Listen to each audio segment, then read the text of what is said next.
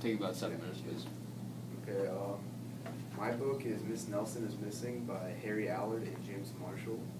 And the theme of the book is to not take anything for granted, because when it's gone, you will miss it. The kids in room 207 were misbehaving again.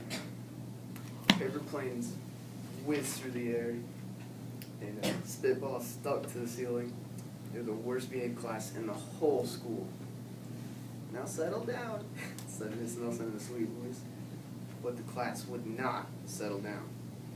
They whispered and giggled, they squirmed and made faces. They were even rude during story hour.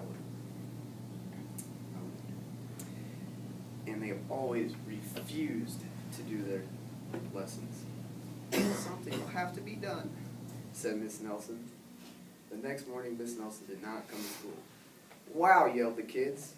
"Now we can really act up." They began to make more spitballs and paper planes. "Today, let's just be terrible," they said.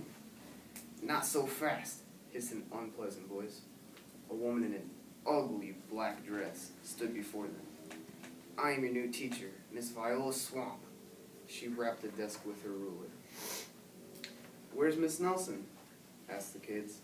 "Never mind that," she snapped. "Open those arithmetic books." Miss Nelson's kids did as they were told. They could see that Miss Swamp was a real witch, and she meant business. Right away, she put them to work, and she loaded them with homework. "We'll have no story hour today," said Miss Swamp. "Keep your mouth shut," said Miss Swamp. "Sit perfectly still," said Miss Swamp. "And if you misbehave, you'll be sorry," said Miss Swamp.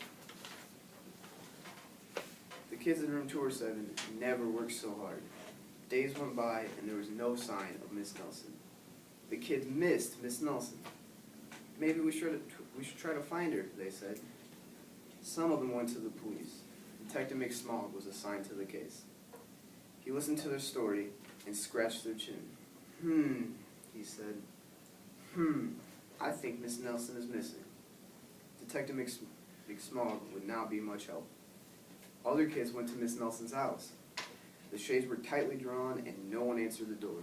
In fact, the only person they did see was the wicked Miss Viola Swamp coming up the street. "If she sees us, she'll give us more homework." They got away just in time. "Maybe something terrible happened to Miss Nelson. Maybe she was gobbled up by a shark," said one of the kids, but that didn't seem likely. "Maybe Miss Nelson went to Mars," said another kid, but that didn't seem likely either. "I know," exclaimed one of the know-it-alls. "Maybe Miss Nelson's car was carried off by a swarm of angry butterflies," but that was least likely of all.